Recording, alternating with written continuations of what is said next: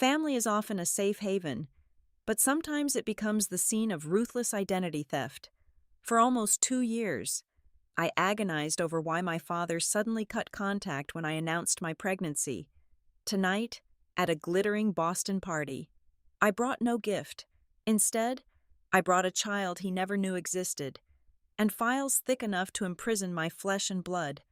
Listen closely to how I took my place back. Hello, dear listeners of Maya Revenge Stories.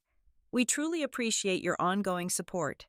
Recently, YouTube disabled our channel's monetization, leaving us without the budget to keep our team afloat and continue creating these narratives for you. If you find today's story engaging, please consider supporting us with just $1 by scanning the QR code on your screen or clicking the donation link in the video description or comments, so we can keep bringing you more content. My name is Mabel Green. I am 31 years old, working as a workspace planning specialist at Aegis Horizon Logistics down in Austin, Texas. It has been exactly 8 years since I packed my entire life into a rented sedan and drove away from the bustling, unforgiving streets of Boston. I left behind a city defined by its biting, bitter winters, but more importantly, I left behind a home that felt even colder than the ice on the pavement. Growing up in the Green household meant living under the oppressive, manicured thumb of my mother, Eleanor. To her, Boston high society was not just a social circle, it was a religion, a blood sport. Every charity gala, every gallery opening, and every country club luncheon was a meticulously calculated battleground for status. And in that endless war, my younger sister, Clara, was her ultimate weapon. Clara was the undisputed golden child, armed with a saccharine smile and an innate, terrifying talent for emotional manipulation. She knew exactly how to twist a narrative, shedding tears on command to paint herself as the fragile victim or the selfless savior, depending entirely on what the audience required. Now, she is married to a high-end antique dealer who possesses the exact same cunning, slippery nature she does. They are a match made in a very polished, very expensive version of hell. Then there was my father, Arthur Green. My dad was the only source of genuine warmth in that sprawling, echoey brick estate. We shared a quiet, unbreakable bond over our mutual love for structural design and architecture. When I was young, we would spend countless hours in his study, poring over blueprints, marveling at the structural integrity of historical buildings. "Look at the foundation, Mabel," he used to tell me. "If the bones are strong, the house can weather any storm." But time and illness are cruel, relentless thieves. Over the last several years, my father has been battling a severe case of macular degeneration. His vision has slowly, agonizingly faded into a hazy, impenetrable blur. That physical darkness brought a completely different kind of darkness into his life. He lost his independence. Suddenly, the proud, capable man who used to draft intricate floor plans with a steady hand could not even read his own text messages, review his emails, or manage his bank accounts. This tragic vulnerability became the perfect opportunity for Eleanor and Clara. As his sight failed, they swooped in like vultures, positioning themselves as his eyes, his voice, and his ultimate gatekeepers. Under the guise of taking care of him, my mother and sister slowly laid the bricks of an invisible wall around him, systematically isolating him from the outside world, and most devastatingly, they isolated him from me. I was always the outsider, the stubborn daughter who preferred comfortable jeans over stiff designer gowns, the one who simply did not fit into my mother's grand aristocratic vision, with my dad unable to see a screen or read a letter for himself. My mother and sister controlled the entire flow of information in that house. I became an afterthought, a distant, troublesome memory they actively tried to erase from his daily life. So, I stopped fighting a losing battle and built a completely new life in Texas. The contrast between my past and my present is striking, almost cinematic. Where Boston was rigid, gray, and freezing, Austin is warm, open, and drenched in golden sunlight. It is here that I met Julian, Julian is a gentle, soft-spoken veterinarian who treats every living creature with a level of pure kindness I had never experienced growing up. He showed me what a real, functioning family is actually supposed to feel like. There are no power struggles in our home, only peace. When Julian and I got married, it was a beautiful, intimate ceremony under a sprawling canopy of oak trees. I had sent the heavy cream-colored invitations to Boston weeks in advance, holding on to a tiny, fragile sliver of hope that my father would somehow be there to walk me down the aisle. Instead, 2 days before the wedding, I received a brief, dismissive phone call from my mother. "A sudden snowstorm is moving in. Mabel," she told me, her voice dripping with fake sympathy. "It simply makes travel completely impossible for your father in his condition." It was a lie, of course. A quick check of the weather forecast in Massachusetts showed nothing but clear, crisp skies. I swallowed the bitter, jagged pill of their rejection, forcing a bright smile from my new husband and our closest friends. I buried the profound pain deep inside my chest, vowing to focus entirely on the beautiful, peaceful sanctuary Julian and I were building together. I told myself I did not need them. I told myself my father's silence was just a symptom of his fading health and my mother's control. Not a lack of love, but the cracks in my heart were always there, invisible but constantly aching, just waiting for the day they would shatter completely. The day I found out I was going to be a mother was a Tuesday in early spring. I sat on the edge of the cold porcelain bathtub, staring at the 2 bright pink lines on the plastic test stick, and wept tears of pure, unadulterated joy. Julian scooped me up, spinning me around the narrow bathroom until we were both dizzy with laughter. In that perfect, golden moment, the only thing I wanted to do was share my happiness with the man who had taught me how to build things that last. I wanted my dad to know a new life was joining our foundation. I dialed the familiar Boston area code, my hands trembling slightly with anticipation. The phone rang 3 times before the line clicked open. It was not my father. It was Eleanor. The temperature in the room seemed to drop 10 degrees the moment I heard my mother's crisp, perfectly modulated voice. I swallowed the lump in my throat and told her the news. I told her she was going to be a grandmother. There was a pause on the other end, so utterly devoid of emotion it felt like a physical strike. "Your father is at his specialist appointment," she said, her tone as dry as winter wood. "I will be sure to pass the message along when he returns." And then, the line went dead. No congratulations, no excitement, just a hollow dial tone. I spent the next 9 months trying to bridge the 2,000 miles between Texas and Massachusetts with sheer willpower, because my father could no longer read letters or see photographs. I bought a high-quality digital voice recorder every week. I sat in the baby's half-painted nursery and talked into the microphone. I told him about the kicks, the ultrasound appointments, and how Julian was nervously assembling the wooden crib. I mailed these audio drives in brightly colored packages, along with soft, tactile gifts my dad could feel with his hands, like a thick cashmere blanket or a beautifully carved wooden rattle. I tracked every single package online. Delivered, delivered, delivered. Yet, absolute silence echoed back. Not a single phone call, not a voice note, not even a dictated message through Clara. When Bennett was born, he was a perfect, healthy boy with a head of thick, dark hair. Holding my son against my chest in the bright hospital room, I felt a kind of fierce, overwhelming maternal love I had never known existed.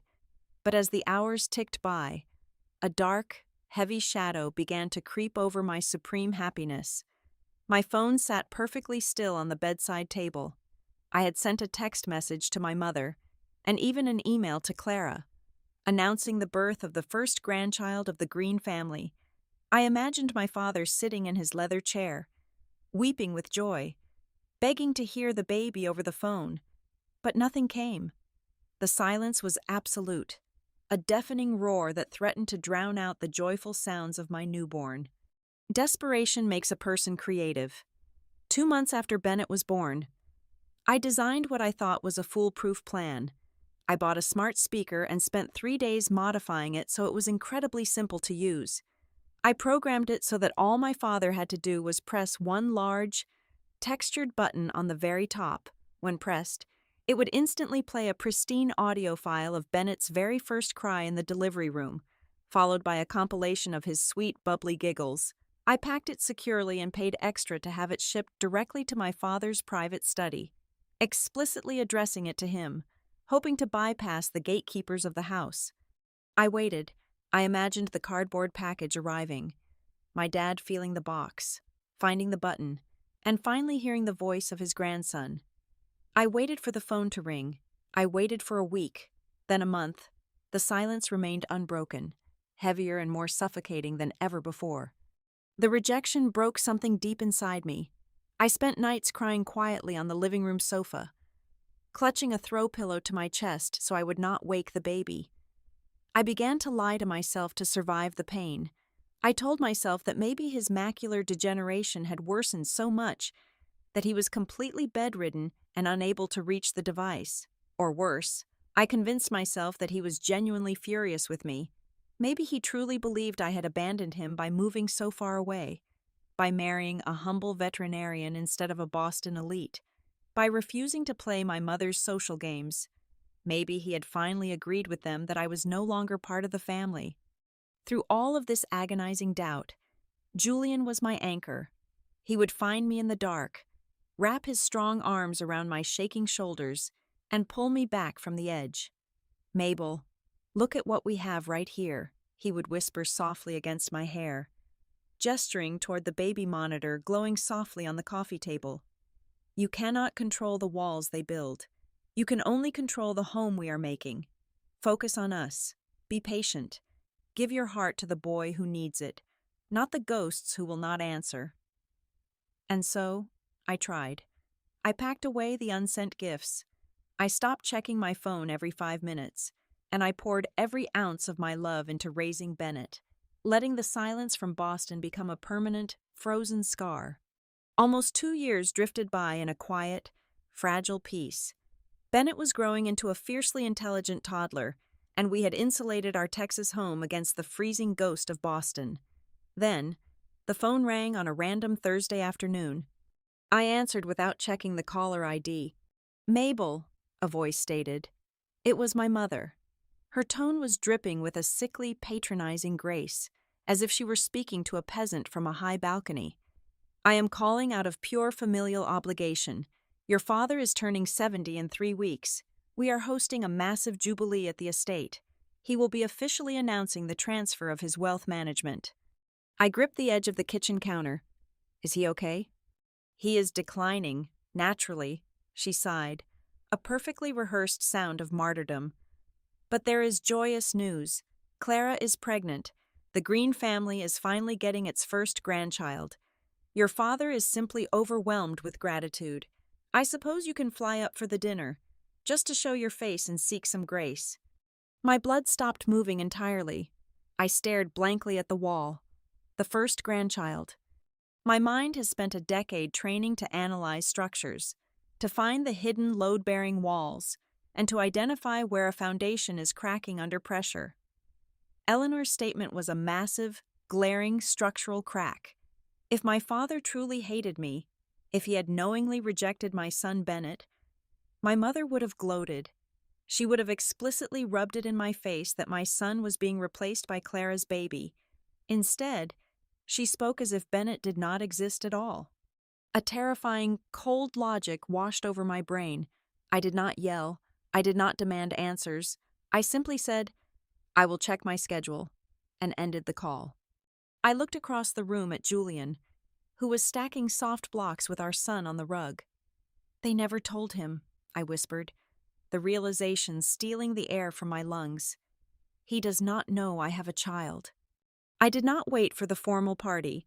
I booked a flight for the very next morning, arriving in Massachusetts exactly 5 days before the scheduled gala. I did not tell my mother I was coming. Stepping out of Logan Airport, the biting winter wind whipped against my wool coat, but I felt absolutely nothing. I bypassed the family estate entirely. Instead, I took a cab straight to the downtown architectural firm my father had built from the ground up. I needed an ally on the inside, someone who was there before the blindness took my father's power and autonomy. I needed Thomas. Thomas had served as my father's personal estate manager and right-hand confidant for over 30 years, recently relocated to the corporate office to handle the historical archives. When I pushed open the heavy glass doors of his quiet department, the elderly man looked up from his desk. The color completely drained from his weathered face. He dropped his pen. It clattered loudly against the polished hardwood floor, echoing in the silent room. "Miss Mabel," he choked out, standing up on shaky legs. He looked at me as if I were a walking corpse. He frantically scanned my neat blazer, my clear eyes, and my steady hands. "You are not sick. You are not living on the streets." I froze in my tracks. "Thomas, what are you talking about?" "Your mother," he stammered, rounding the desk to grab my hands, his fingers trembling. "She and Miss Clara told your father you had spiraled into severe drug addiction. They said you married a cartel runner down in Texas. They told him you lost your mind, drowned in gambling debt, and disowned the family entirely." The walls of the office seemed to tilt dangerously. I pulled a chair out and forced him to sit, reaching over to lock the office door behind me. "Tell me everything, right now." What followed was an unraveling of a psychological horror so meticulously cruel it defied human empathy. Thomas unlocked a secure file cabinet in the corner and pulled out a thick stack of printed documents.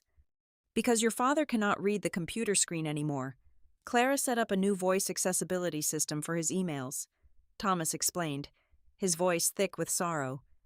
"But she also created a fake email address under your name for 2 years. Miss Mabel, they have been reading these fabricated emails out loud to your father." He pushed the papers across the desk toward me. I stared at the printed pages. They were filled with vicious, hateful words supposedly written by me. The emails were meticulously crafted to sound like a deranged, desperate version of myself. They used nicknames only I would know, twisted into ugly insults. They referenced old arguments we had during my teenage years, weaponizing our private history to make the forgery undeniable to a blind man. I read one line aloud. "You are a blind, useless old man. Give me my inheritance right now to pay off my debts and never contact me again." Bile rose violently in my throat. He actually believed I wrote this. "They read it to him while he wept in his study," Thomas said, taking off his glasses to wipe his own eyes. "He was entirely dependent on them for his connection to the world. Why would he doubt his own devoted wife and daughter? It broke his spirit. He stopped asking about you. He stopped eating for weeks."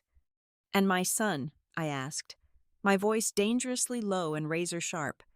I sent a voice recording of his grandson, a smart device with a large button. Did he get it? Thomas buried his face in his hands, letting out a ragged sigh. The day that package arrived, Clara intercepted it in the foyer. She opened it, looked at the device, and then she started screaming bloody murder. She yelled that it was a bomb, a threatening explosive device sent by your violent loan sharks. She took the heavy brass fireplace poker and smashed it to pieces right in front of your father. She told him you sent a threat to kill them all. I closed my eyes. The image flashed behind my eyelids. My blind father, sitting helpless in darkness, listening to his favorite daughter's supposed thugs threatening his life, while Clara ruthlessly shattered the only record of my baby's beautiful voice. It was not just emotional manipulation, it was systematic, calculated torture. Why, I asked, the sheer gravity of their cruelty suffocating me. Thomas opened another folder, this one filled with highlighted financial bank statements. Clara's husband, the antique dealer, he is not a successful businessman. Mabel, he is a degenerate gambler. He owes hundreds of thousands of dollars to underground syndicates. For the past year, Eleanor and Clara have been quietly draining your personal trust fund, claiming to your father it was for your supposed rehabilitation clinic, but they were actually funneling it straight to his violent creditors. The entire puzzle clicked together with a sickening, deafening snap. My fund is empty, I realized aloud. Nearly dry, Thomas confirmed grimly. And now that the creditors are demanding even more money, they need full control of the main estate. That is what this 70th birthday gala is truly about. Clara is going to use her pregnancy to force your father to sign over the entire fortune to the only viable grandchild. They are going to leave him with absolutely nothing, and they have successfully erased you from existence so you cannot intervene. I sat in the sterile office, listening to the low hum of the air conditioner. My mother and my sister had weaponized my father's disability. They had stolen my identity, robbed my son of his grandfather, and financed a criminal lifestyle using my name as a shield. I looked across the desk at Thomas. I did not shed a single tear. The sadness was completely gone, burned away by a cold, searing, absolute focus. The architect's daughter was looking at a rotten, infected structure, and I knew exactly where to place the explosives to bring the whole house down. I walked out of my father's corporate building into the freezing Boston air, and I did not shed a single tear. The time for weeping had ended the exact moment Thomas showed me those forged emails. I pulled my phone from my coat pocket and dialed Julian. He answered on the second ring, the sound of bright cartoon music playing faintly in the background. "Julian," I said, my voice eerily calm, stripped of all panic and hesitation. "I need you to pack a bag for yourself and Bennett. Get on the very next flight to Logan Airport. Do not tell anyone you are coming, and book a hotel room under your mother's maiden name. Pay in cash if you can." He did not ask a single question. He simply said, "We will be there by tomorrow evening." That is the man I married. Steady, reliable, and unconditionally ready to stand by my side. With my family secured, I went to work. I could not just walk into the estate and scream about their betrayal. Eleanor and Clara were master manipulators. If I confronted them without an airtight, inescapable trap, they would simply spin a new web of lies, claim I was delusional, and have me thrown out by security before I could even reach my father. I needed absolute, undeniable proof. First, I needed the digital footprint. Using a discreet recommendation from Thomas, I hired an elite, private cybersecurity contractor based out of Cambridge. I paid him a retainer of $15,000 on the spot. His task was simple. I handed him copies of the fabricated emails Clara had sent to my father's accessibility software. "Trace the origin," I told him. "Find exactly where these messages were drafted and sent." It took him less than 48 hours to pierce through their amateur digital disguises. He handed me a certified technical report. The IP address associated with every single abusive, extortion-style email pinged directly back to a primary wireless router registered to Clara's luxury condominium. They had not even bothered to use a public network. Their sheer arrogance was astounding. Next, I turned to the law. What my mother and sister had done was not just morally bankrupt, it was highly illegal. Intercepting United States mail to destroy property is a federal crime.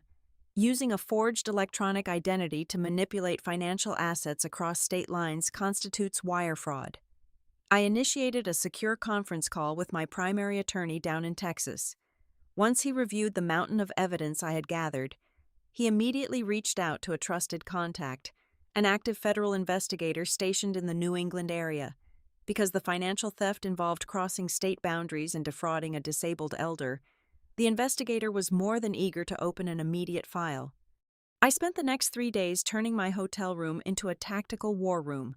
I compiled every single piece of evidence into a physical, undeniable weapon. I printed out the certified postal tracking receipts for every package and audio drive I had sent to Boston over the past 2 years. I copied the original, untampered audio file of Bennett's newborn cry onto a sleek, silver flash drive. I requested an expedited, notarized copy of Bennett's official birth certificate. Finally, I placed the cybersecurity IP tracing report on top of the stack. I took all of these documents to a local print shop and had them professionally bound into several thick, heavy, bright crimson-red folders. The color was entirely intentional. It was the color of a blaring alarm. The final piece of the puzzle required a flawless performance. If I walked into the gala looking strong and prepared, they would immediately go on the defensive. I needed them arrogant. I needed them feeling entirely victorious and untouchable. At 3 o'clock in the afternoon, just a few hours before the grand 70th birthday gala was set to begin, I took a cab to the family estate. I deliberately wore a faded, wrinkled, oversized sweater. I scrubbed my face completely clean of makeup, allowing the dark circles from my sleepless nights to show prominently. I messed up my hair to look unkempt and frantic. When I knocked on the heavy oak doors, the housekeeper let me into the grand foyer. Eleanor and Clara descended the sweeping staircase, dressed in matching silk robes, pausing to look down at me as if I were a diseased stray dog. Well, Eleanor sneered, crossing her arms over her chest. Look what the wind blew in. I am surprised you found the courage to show your face after the disgraceful things you have written to your father. I slumped my shoulders, forcing my hands to tremble as I looked up at them. I have nothing left, I whispered, injecting a pathetic, desperate quiver into my voice. My life is a mess. I came to beg for his forgiveness. Please, just let me stay for the dinner. Clara exchanged a triumphant, wicked glance with our mother. Her hands rested smugly on her slightly rounded belly. Keep your head down, Mabel, Clara commanded, dripping with venomous authority. Do not speak to anyone, and do not cause a scene. You are only here because we are generous enough to allow it. They turned their backs and walked away, completely satisfied. They thought they had won. They had no idea I had just locked the doors of the slaughterhouse from the inside. The grand ballroom of the estate was transformed into a sickeningly opulent display of wealth, dripping in crystal, silver, and the scent of imported white roses. A classical string quartet played softly in the corner, providing a sophisticated soundtrack to the absolute hypocrisy unfolding on the floor. I stood near the back, wearing a simple, dark dress, blending into the shadows while my mother and sister held court. Eleanor and Clara were in their element, adorned in heavy silk and sparkling diamonds, floating from group to group with practiced, predatory grace. They played the roles of the benevolent, long-suffering family matriarchs to absolute perfection. Whenever an influential guest or a corporate board member glanced my way, my mother would place a delicate, manicured hand over her heart and sigh dramatically. Yes, that is our Mabel, I heard Eleanor whisper to a wealthy investor, her voice laced with fake, sugary sorrow. She has had a terribly dark few years, battling some awful personal demons, but family is family. We simply had to let the poor, wayward girl return for tonight.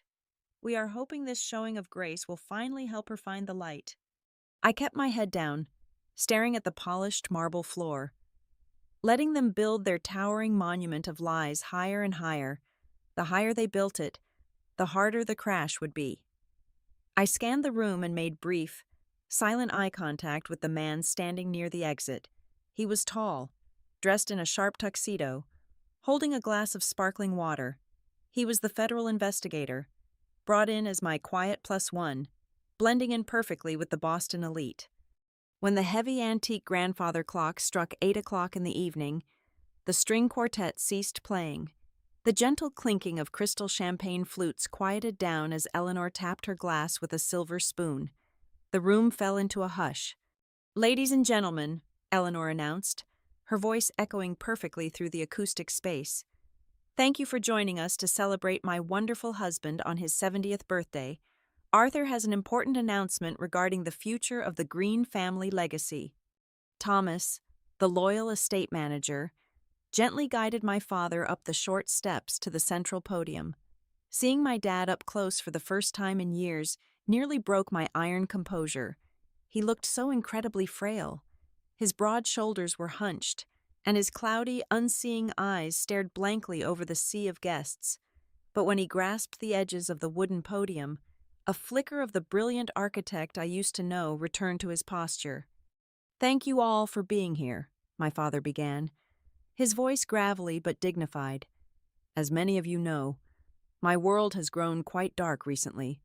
Losing my sight forced me to rely entirely on the unwavering love and dedication of my wife and my youngest daughter. They have been my eyes when I had none." Clara dabbed at her dry eyes with a silk handkerchief. leaning her head on her husband's shoulder. A collective murmur of sympathy rippled through the wealthy crowd. Because of my declining condition, it is time for me to step down and formally transfer the management of my entire estate, my father continued, his tone turning formal and decisive. He turned his head slightly, trying to find Clara in the blur of shadows. I am officially naming my daughter Clara as the primary heir and sole executor of my wealth.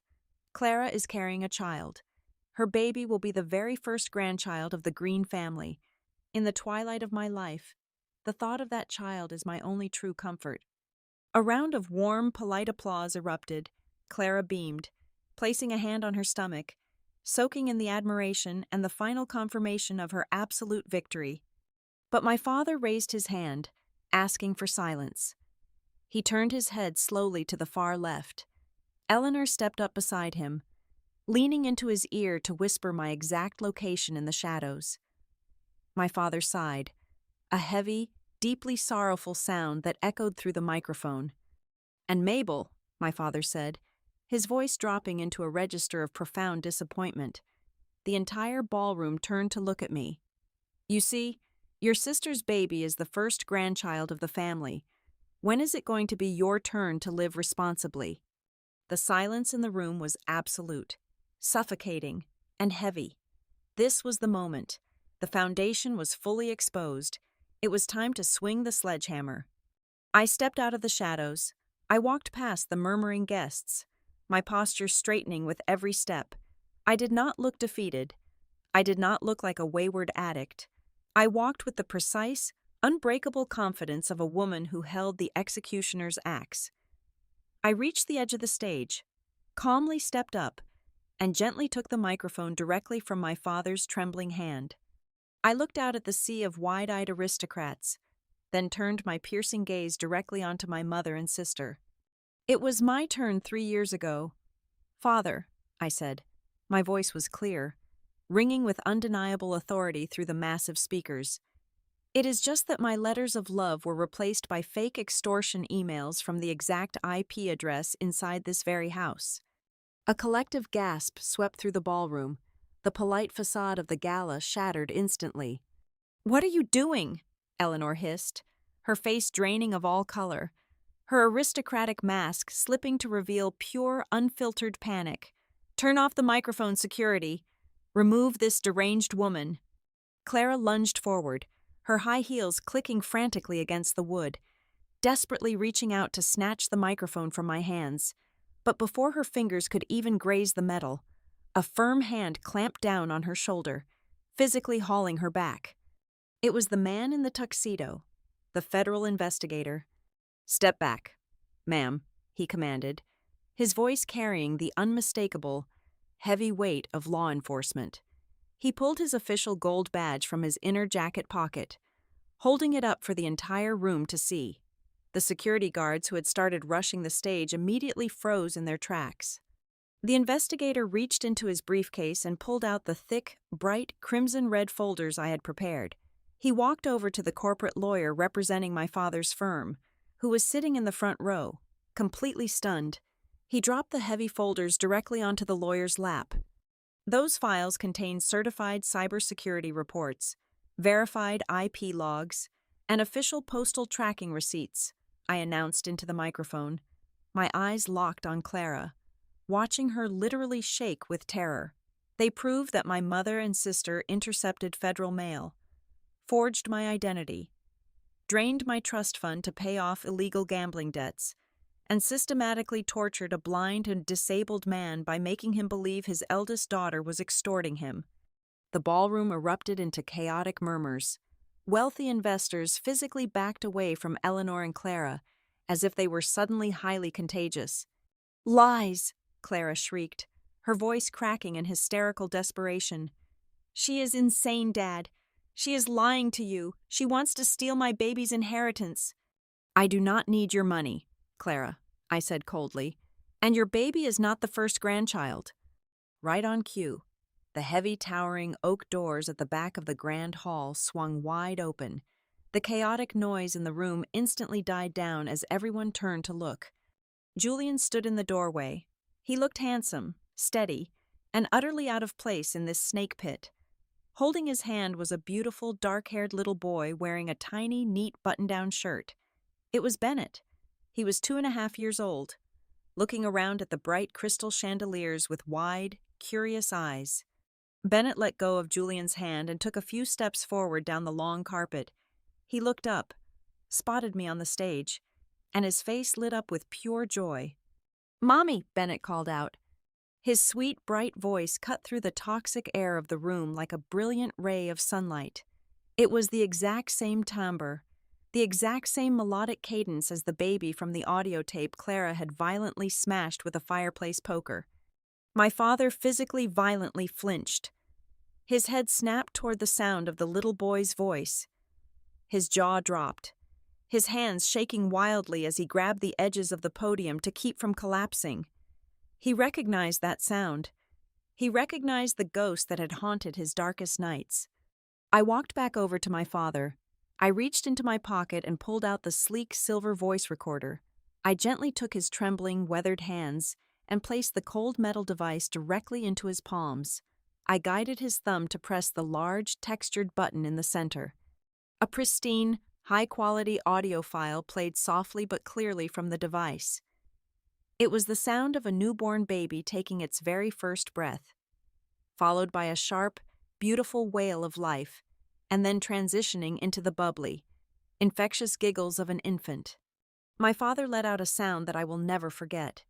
It was a guttural, heart-wrenching sob that tore out of his chest, a sound of profound grief colliding violently with impossible joy.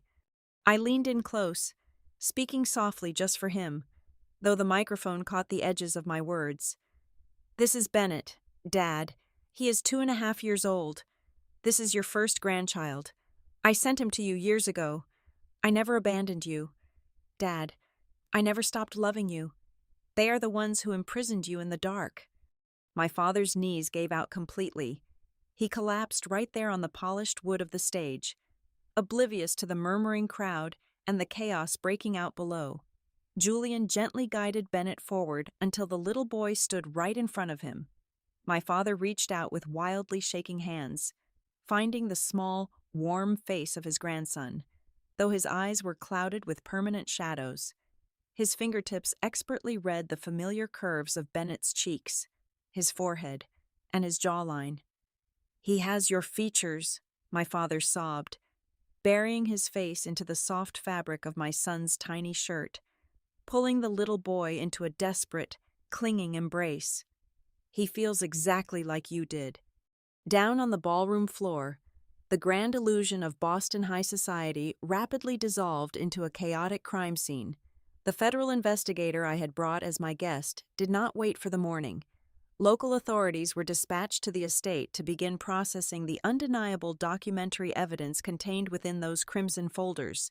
Clara and her terrified husband were separated by officers and formally questioned regarding the massive financial embezzlement and the federal mail fraud charges.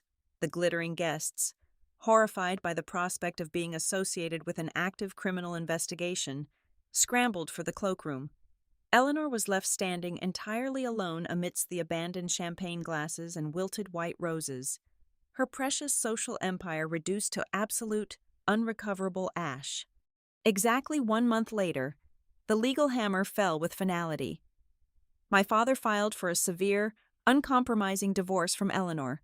Through his corporate attorneys, he legally stripped Clara of her status as an heir, cutting off their access to his remaining fortune. He packed only his most cherished personal belongings and walked away from the freezing, toxic environment of Massachusetts forever. He moved down to Texas to be with us. We found him a beautiful, sunlit, accessible ground-floor apartment just 15 minutes away from our house in Austin. He cannot see the bright southern sky, but he does not need to. Every single afternoon, he sits in his favorite leather chair by the open door and listens. He knows exactly when we arrive, because he can hear the distinct, rapid pitter-patter of Bennett's tiny shoes racing across the hardwood floor, right before the little boy jumps into his arms. People sometimes ask if the passage of time will make me forgive my mother and my sister. The answer is a firm, resounding no. Cutting them completely out of my life was not an act of cruelty. It was the ultimate, necessary act of self-preservation. I protected my peace, my child, and my father's remaining years. Never let anyone become the translator for your love. If there is a wall built between you and the person you care about, do not stand there knocking to ask for permission. Grab a sledgehammer and smash it down. Thank you so much, dear listeners, for tuning in to today's story. We would love to know where in the world you are listening from, so please share your location down in the comments. If you found today's journey compelling, please consider supporting our channel with just $1. You can easily do so by scanning the QR code currently on your screen or by clicking the donation link provided in the video description or the pinned comment. Your incredible generosity allows us to pay our hardworking team, helping them provide for their families and giving us the ability to continue creating more revenge stories for you. Thank you again, and take care.